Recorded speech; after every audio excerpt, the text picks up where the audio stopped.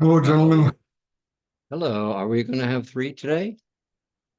Well, I'm not sure. Oh, I hooked up with our co-chairs, and they're supposed to have. We needed to kick off so we can agree on the last addition to the 1.0 um, specification um, or requirements, basically. uh, And I'm not sure why they didn't join. So basically, the section in question is this. Let me share it. This is the additional section that was added, and it's mainly guidance to the optical SIG team to ensure that, they need to give us a solution that meets the latency requirements of CXL and the power requirements of both CXL and NVMe, and being um, minimize cost and power, basically. And then latency, we're giving more details on what's the maximum acceptable.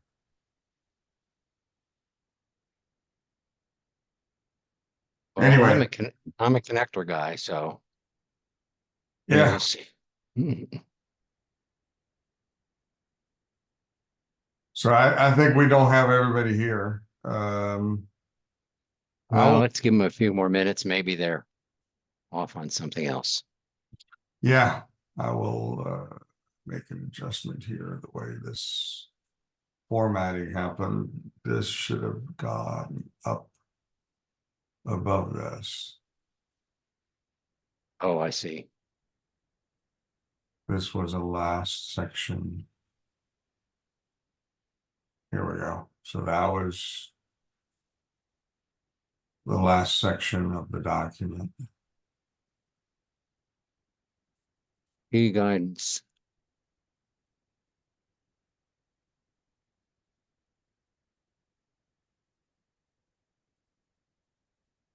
I'm still struggling with that. PCI or PCI, That PCI SIG, uh PCI. Yeah. PCI SIG, AOC guidance. So I didn't want to make them requirements, but they're guidance. So they would know. Well, Uh, by the nature of OCP, you get to make a choice yourself. right. Go back and correct that in the top.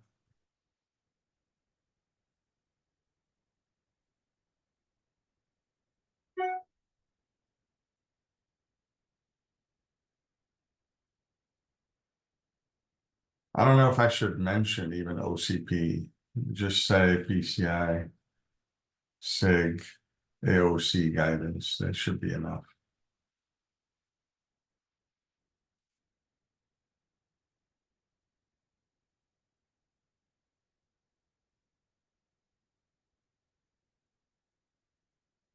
Yeah, unfortunately, the It says intent in here. here I'm sorry. compliance with OCP. It does say compliance with OCP. Sorry, lost it here. Mm, there it is. Where does it say compliance? In the we get table of contents here. Compliance with OCP, extended PCI, compliance with OCP, the openness. This is just, that's probably more boilerplate for, Yeah, that's the mm, boilerplate for OCP, acknowledgement, compliance with OCP tenets, openness, sustainability, efficiency, impact, scale. same, same thing on everything. PCI 5, 6, this governed by.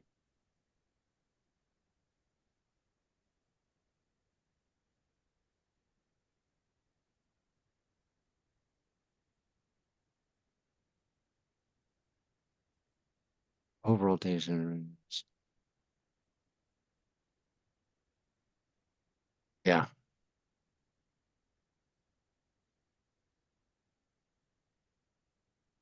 I think this needs to be adjusted too.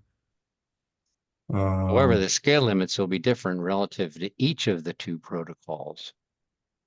And I need to put in CXL and NVMe.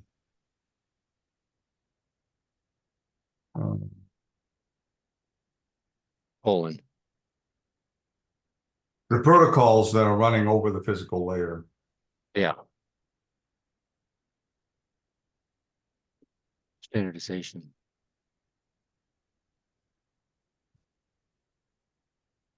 Extend the once consumed.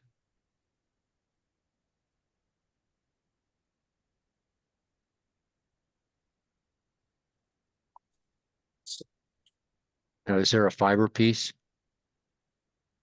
The AOC is the fiber, is the optical. Oh, active optical. Yeah. And there's a DOC, direct optical, which is when you're doing co-packaged or near packaged, and then you're not really putting them in embedded, but you're using things like modules that enable us to have a passive connector.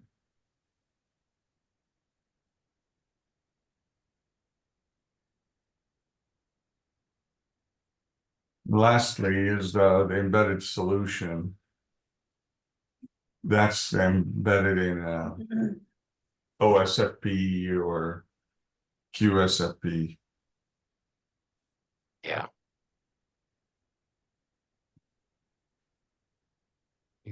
16 lane.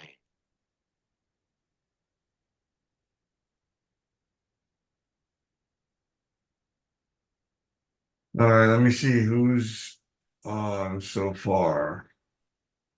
We got Ali.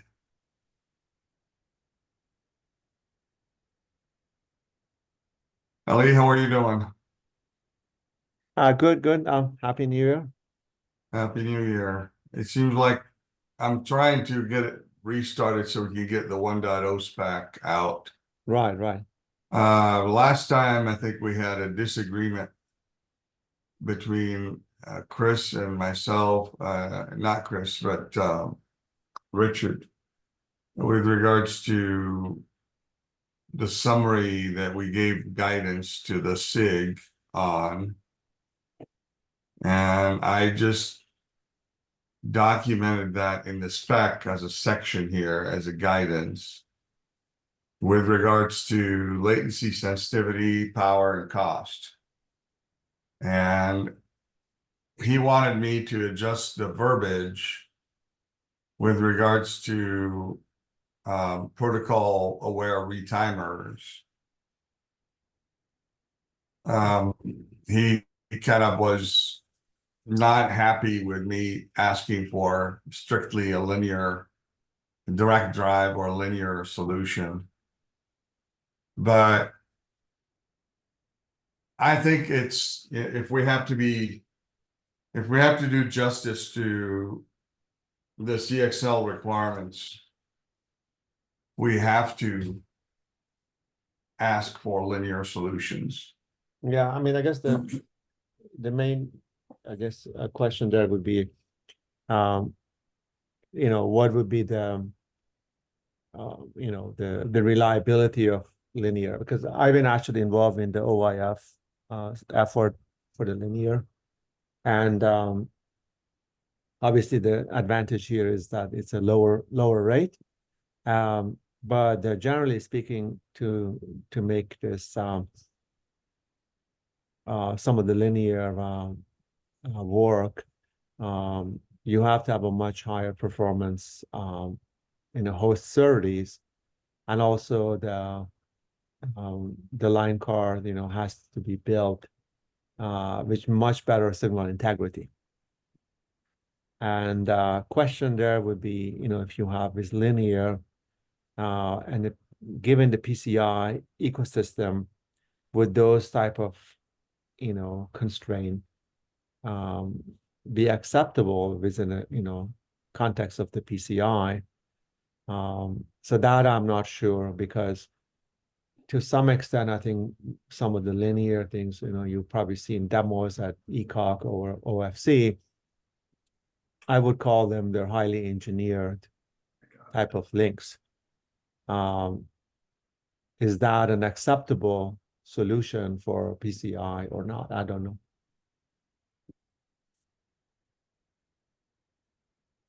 Keep in mind that our linear only has to drive 10 meters.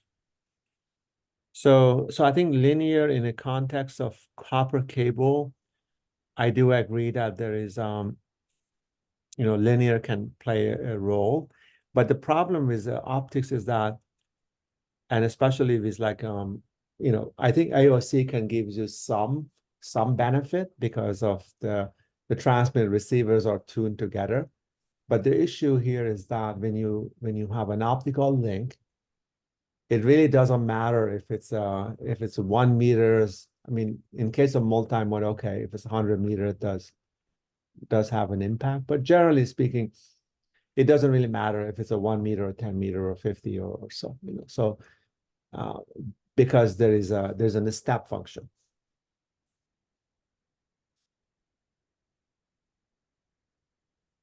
And again, I know maybe with sufficient improvement of the ASIC and the design, and given that this might be a lower rate, and a learning from maybe could turn into something that's more than engineered, but I'm not sure. But I think if you rely on linear alone, especially for this market space, you may find it, rather difficult, to build a like a plug and play ecosystem. Well, plug and play is a nice to have here. Right. So yeah. So that's the main thing here, is that are we shooting for a plug and play, or are we shooting for an engineered solution? Yeah, I think in my opinion, at least most OCP solutions today with DAC cables are not plug and play. Yeah, I mean, I would say, at least for an Ethernet part, I think they're pretty plug and play. I mean, yes, there has been some issue in some cases because of the registers, and some manufacturer enforce their like a ID, like cable ID, but that's more of a logical thing, But in terms of, my understanding is that at least copper DAC with an Ethernet, it's fairly plug and play. Well, but it requires you to meet a certain requirements for Ethernet, yes, but for PCI today, with the current plug and play solutions, the budget is so small that there's no way anybody can claim it's plug and play with any cable, because cable loss and because where you are plugging a cable is pretty much an endpoint. So yeah. And the budget, as we showed, is right at the limit, right. But considering that, if you're plugging in something to something that's more of an endpoint, it is much more challenging for an optical link to insert an optical link in the middle than to put a copper cable.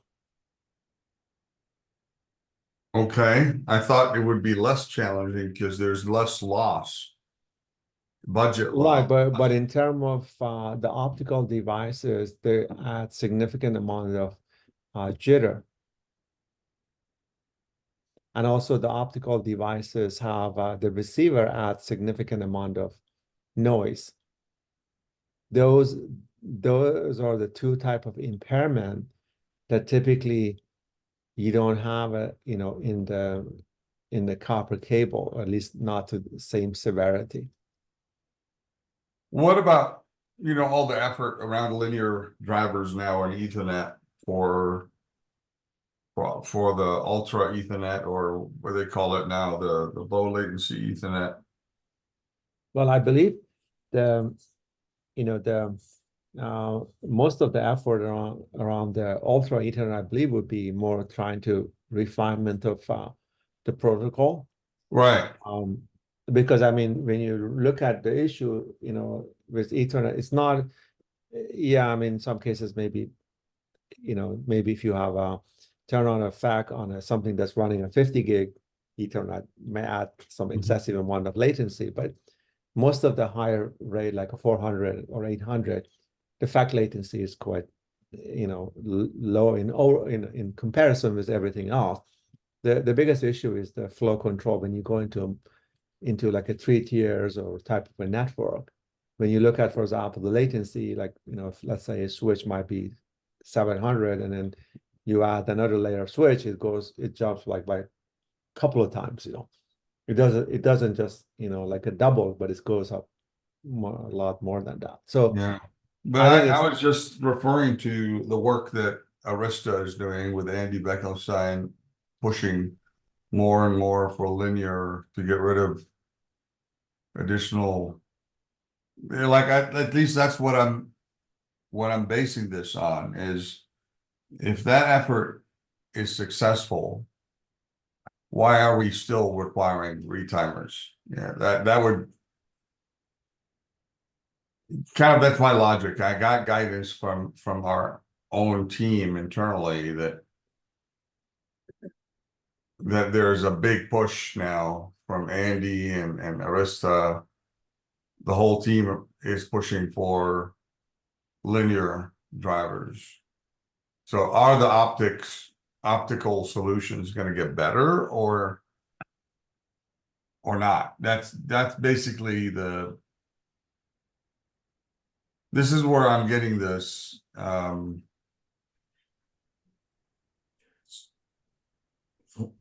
this is Reggie. Just a general question. When you talk about linear redrivers for copper, they tend to have a problem with discontinuities, right? So that's why you end up going to the retimers. Well, this is a linear driver for an optical solution. So this is Okay. the copper side of an optical cable. It's assuming that we can actually drive a link with a PCI link from the root port and to the output, to the endpoint, without having a protocol aware retimer in the middle. And in here, we're saying that we prefer to have lower power, lower latency by not adding the retimer for the same reason the Ethernet world is trying to think about it from that perspective. That's where my driving point is. Okay. But in some again, cases, we may need.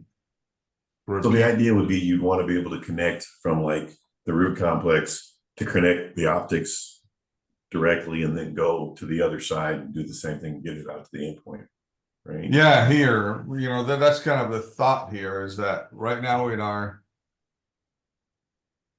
connection here, we're showing a direct connect, Right. For near package optics. Right. Now, I mean, so I don't know if you, a long time ago, I did PCIe over optics, but it was only Gen 3 doing that exactly using PLX switches, for example, where you go directly into an optical device, do the whole TIA transformation stuff, and out you go. The only thing that gets weird is that now when you go to these higher speeds, you got these higher order modulations. Oh, that become a pain in the ass. Because I did that with Gen 3. went directly to optics. If you look, you'll see like PCIe over optics from PLX. So what does that mean in terms of, like in the link initialization period? That's what really people express concerns. There's that the optical implementation will have to detect the DC bias that takes place during link initialization. Well, yeah, see, there's an interesting thing there. And again, years ago, I got around that. But there's actually one of the things I did, I sent to one of my FAEs and he sent something to PCI SIG on it. So there's some data there. But the idea is this, well, several things, including the fact that when you connect up the optics, well, if you connect up optics and have them terminated, there's some modules. Well, first of all, if you start to send the data, right, you're going to go right into compliance pattern, right? And then if the other side starts to pick up a compliance pattern, it will then send back and then it starts to do link training. So one thing you can do is ignore receiver detect and connect up. And then what will happen is whatever's driving on that transmitter will shoot out and will send a compliance pattern onto the optics, then onto the other side. That's one thing that I was using. And then some optical modules even will tell you whether there's optics present, light present, or modulation present, which is also a cool thing that not every module does, but it also becomes beneficial. Now, my understanding is that some of the optical module makers are starting to try to do this whole receiver detect thing, but in my opinion, you can get away without it, because you can look at, like I said, when you connect up the module, what will happen? The transmitter will start modulating the other side. It'll start modulating a compliance pattern because nothing will be coming back. And then eventually the other side sees that, and then it goes, and then they start to negotiate. And there's different little bits you have to play around. In the case of a linear, basically the link is operating as basically is like a bump on a wire. So effectively, whatever you send from the transmitter, the linear converter will convert to optics, and then converts back on the receive to electrical. So the only thing that really in that case would get involved in anything would be the signal detect. And that's what I'm saying. If you look at the spec for PCIe, if a transmitter if you connect up the optics and let the transmitter go, ignore receiver detect, for example, is what you can set. Is a bit you can set in a switch. Then what'll happen is it'll start flying out compliance pattern, at Gen 1 mode. Yes. And it'll just keep sitting there doing that. But if the other side sees that, it will then start to transmit. And now all of a sudden you get both sides of the links. That's how they actually realize that there's two people sitting there. Exactly. Yeah. Right. And I think that's what we're counting on here is with our requirements to the SIG is for them to, hear us out and try to define both. We need them to define both the retimer based and the linear direct drive. Yeah. So, but also for a linear interface, you would need a new electrical interface, which this something that would have to go back to the PCI SIG, and they will need to define it, because obviously if you take the current PCI electrical, this wouldn't work with. You can't add optics to it because there's no margin there, right? It works. It actually works. In fact, I tried it. That's why I know it works. But it depends. It depends on a lot on the host. Right. That's what I mean. It depends a lot on the host. But if you take the worst compliant, let's say Gen 6, I don't know if you use Gen 5 or Gen 6. Let's take the Gen 6. Let me for a second. I believe, this is why, OIF, they're doing a project. I believe you have to define an electrical specification. Otherwise, it may work and may not, it's like a 50-50 chance, maybe, or maybe sometime better, sometime less, right? And even if you define the electrical specification, still it will be, I would say it would be a more, it would be an engineered solution. Yeah, I mean, the question becomes like when you stick an optical in between those 2 points, you have to look at how you need to set up let's say you have a switch and on one side and a root complex on the other. You got to figure out how to set the switch connecting to the optics, what its transmitter values are, and what its receiver equalization is, and depending on how far away it is to the optics from the switch, right? That's going to change what you manually are going to set. And it'd be nice if there was some way you could say, well, within a certain distance, you can just always use this type of swing. And I found that it wasn't, again, it was Gen 3, which made it easier. It wasn't too hard to kind of set a manual value for the switches. And what I would do to do optics is I would have switches on both sides of the link. I don't know if you ever saw it, but there's PLX, look at PLX or Reginald Conley, you'll see where I did some optics. But I would just have switches on both sides, and I would just manually set the switches going into the optics. And it worked pretty well, but that's the key thing, right? How do you define what the channel looks like so that you can not, because you won't get that negotiation of the equalization between the optic link and the actual switch, right? Right. So Yeah, that's what the team's supposed to be doing, right? Like I'm asking that team, they want to take the easy path right now and put a retimer. That way they don't have to think about it, right? Scott, I mean, Sam and Chris Cole, Sam Cox and Chris Cole looked at all the options and they decided not to address this one. And I'm presenting on this again on Wednesday. My ask is for us to work on PCIe 7.0 so that it gets fixed by then, and hopefully we would have the solution in the next generation. And if there is a chance we can do an ECN for 6.0, for 6.0 or 6.1 or something, I don't know.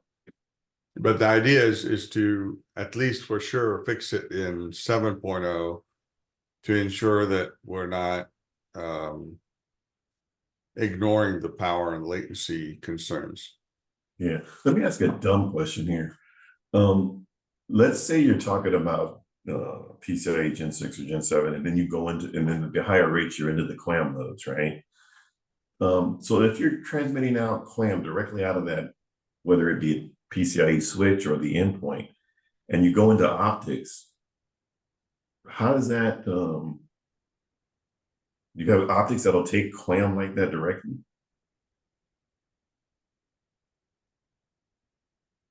You follow what I'm saying? Yeah, there's always some layer of copper. They call it gearbox here in this diagram.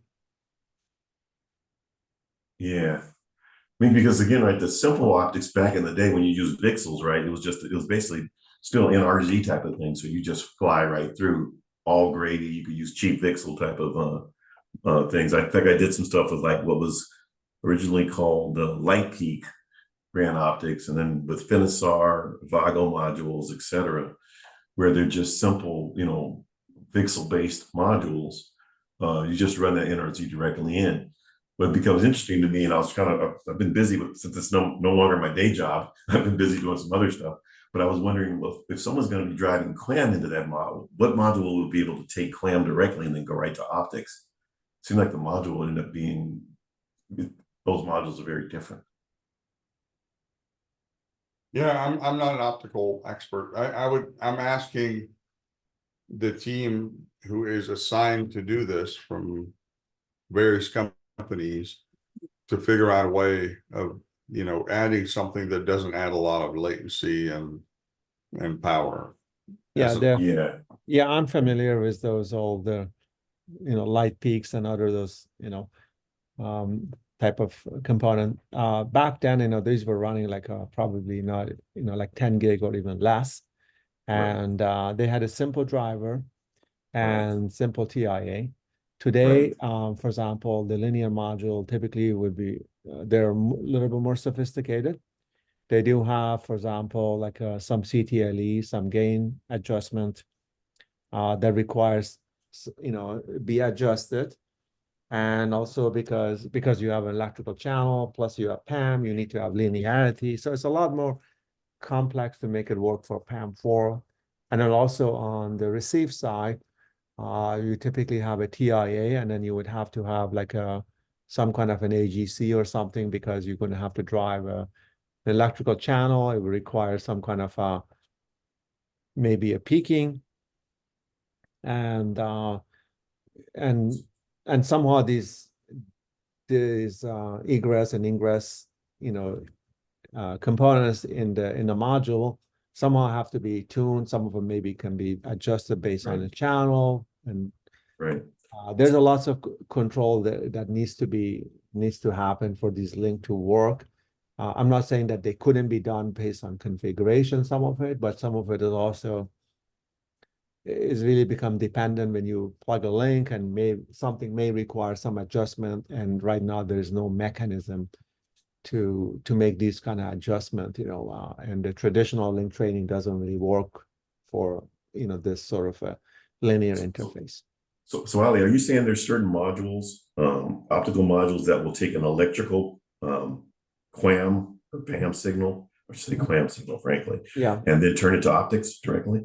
Yeah, I mean, those are the linear module that's, they've been demonstrated, OFC, ECOC, and there are a couple of suppliers, they're making those right now for 100 gig Ethernet components.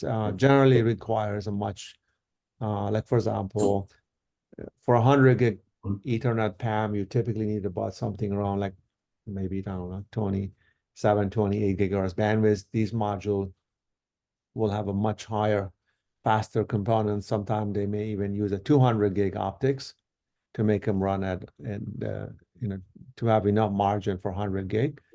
And you improve your channel enough, and under the right condition, you can make it work. So it sounds like what you're telling me is that you can find some modules that take QAM electrical and then just basically are linear, and then we'll turn that to QAM optical. Yeah, you can. Yes.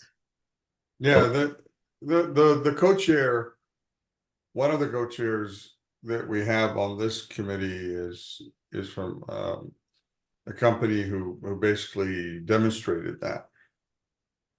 That's nice. I've been busy doing other stuff for the last couple of years. Like I said, last time I did this was PCIe over Gen 3 optics, and it worked pretty well. I want to go look at that closer, because that was the real thing that I was trying to get back on this, going, well, where would I find the module now? Because with the simple VCSELs, it's NRZ to NRZ, no problem, and then all the rest of the stuff takes care of itself. Yeah. So again, IR Labs demonstrated that with a very large number of PCI connections, like 6x16, and actually they showed it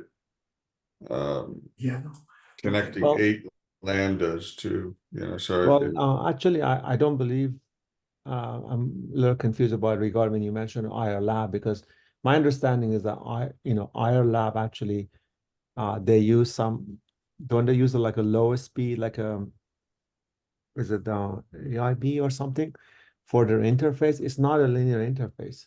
So they do a gearbox. Yeah, they have a gearbox, but it's just a step towards it's very low latency gearbox. It's about 2 nanoseconds.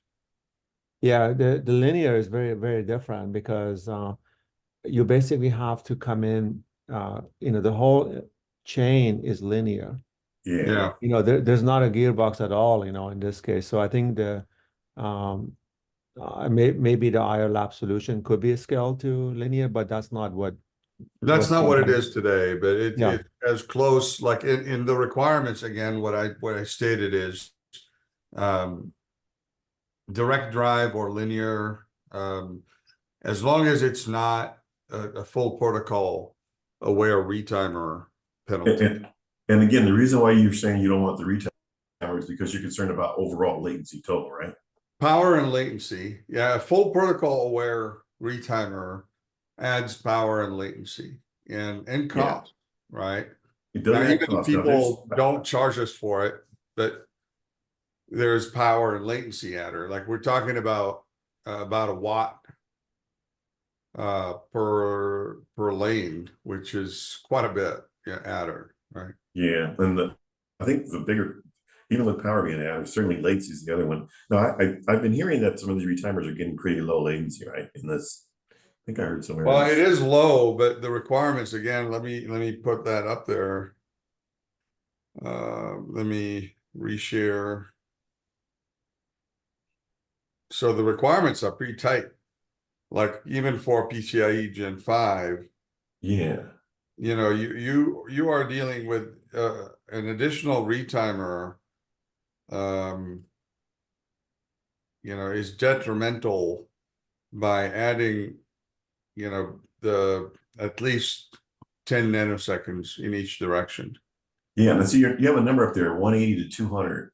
I got to go back, and again, I'm just going off the top of my head at the moment, but I've been hearing that these new retimers, the numbers are more like tens, in the tens of nanoseconds. Right, but this is the total budget for CXL Okay. to succeed. You need to Gotcha. be at a NUMA hop level, right? Gotcha. So this includes the CPU round trip latency of the CPU getting out of the MMU and all that. You're just getting out of the cache. It takes about Gotcha. 40 nanosecond minimum in each direction. Okay. And then you have the endpoint has also a controller to Yeah. get to memory, and then memory, you know, if you add the minimum DDR5 or memory plus the controller, that's another 40 nanosecond. Okay. And then the time of flight of 70 nanosecond. So the Right, retimer, so- redriver, we got to be in that time of flight part. Yeah, so adding 20 nanosecond eats, you know, eats Okay. away quite a bit, especially if you have to have a retimer on each end. That's 20 on each end. That's 40 nanosecond adder.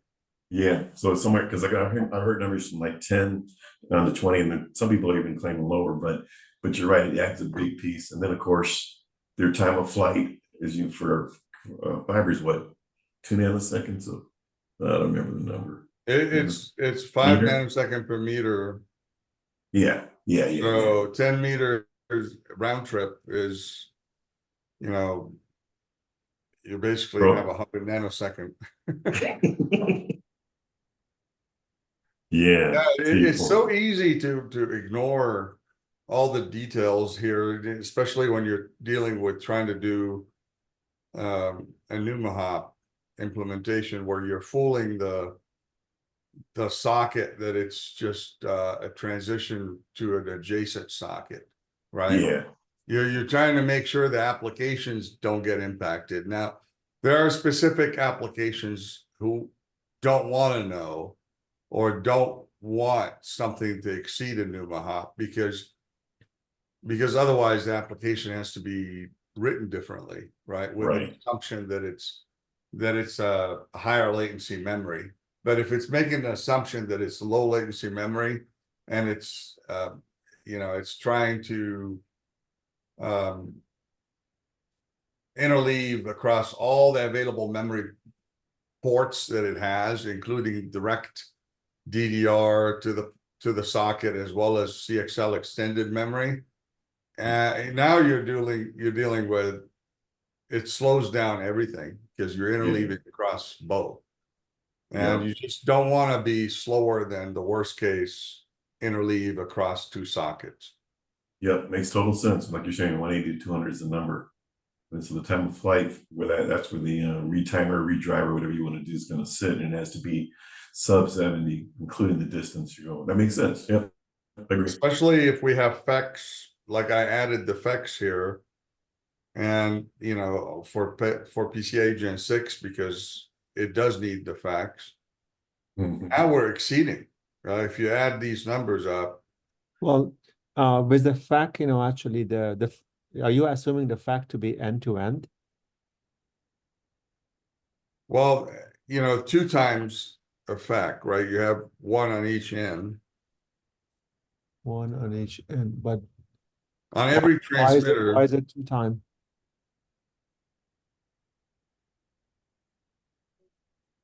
I'm sorry, can you explain your question, Elliot? Yeah, so I'm saying is that because the fact, I mean, at least in Ethernet, the fact is end to end, right?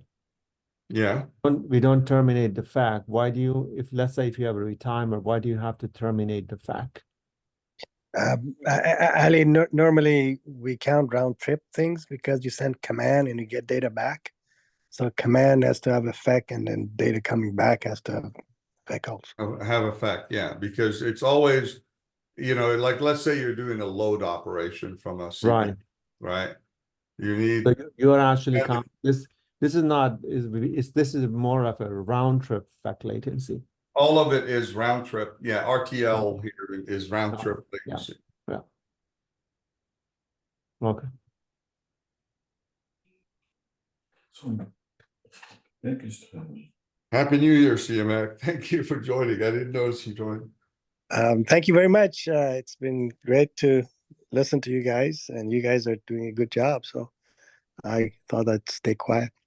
Besides, I'm recovering from a simple cold, and my nose is kind of big nose. And we all did that during the holidays because man, we got together with family and kids and everything. Like I'm still recovering from mine. So Yep, that's all right, well, I was hoping for Richard Ward and others to join so that we can close on this. If not, if we're in agreement, I'd like to take this into 1.0 and contribute it so that we don't delay any further. You know, I will make sure that this is guidance. This is not a requirement, and I want it to be just a guidance so that, you know, OCP will pick the solution that gives us the best solution, right? The lowest power, lowest latency, and you know, it's their choice if they don't want to give us that option, but it's recommended, and I'm going to present on this on Wednesday during the PCI SIG OCP meeting, the PCI SIG optical meeting. I asked for 15 minutes for me to present this section. Okay. Okay. I mean, there's got to be something. I agree.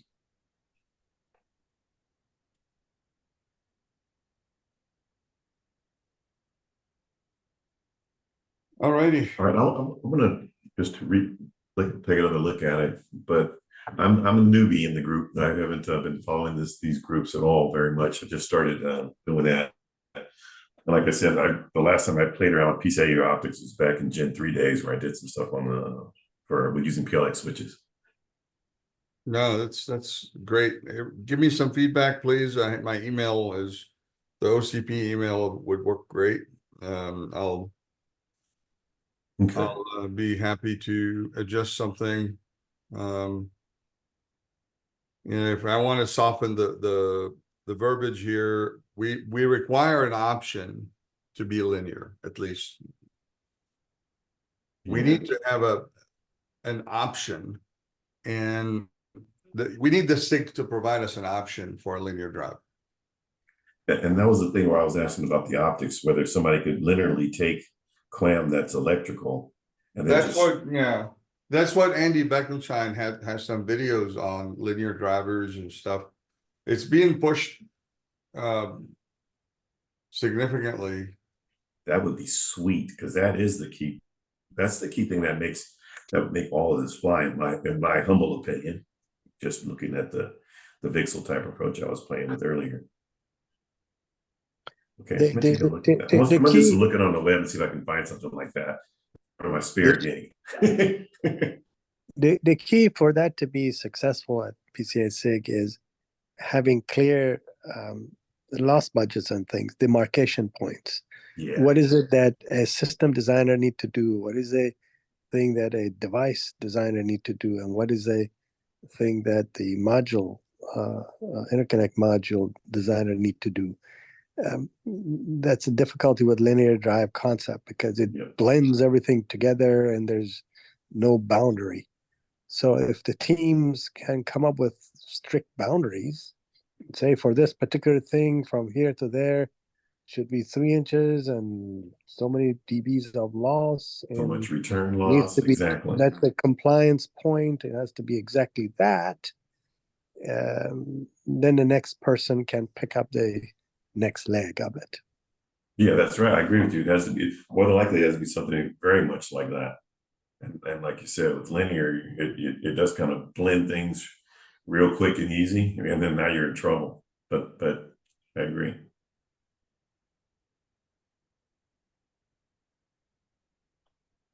Okay, I'm gonna do a little background digging, because this has always been a topic that's interested me from back in the Gen 3 days, and see if I can anything I can help with, or at least comment on.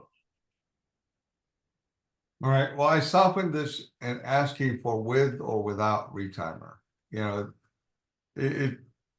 I just don't want people to get bogged down on us hating retimers, right? We're asking for the lowest power, lowest cost, and lowest latency. Yeah, and I think not you're doing a hating good on thing by anybody. doing that. But by softening that, you're doing a good thing, because you're going to find some people who are going to say that, hey, we've got these really low latency retimers, and we think, you know, by saying you can't use them, that's gonna, yeah, I think softening that is a smart move. Because there's talk of some people have some pretty low latency retimers. Now it doesn't fix the power problem, but it does stop you from getting in that debate, right? Right. Okay, sounds good. So I'll wait for feedback. Please review if you have any feedback. I'll make the adjustments for 1.0, and then I'll contribute this to the committee. All right, thanks, guys. Kind of interesting for me. I appreciate it. All right, I'm gonna head up. Thanks, guys. Thank you.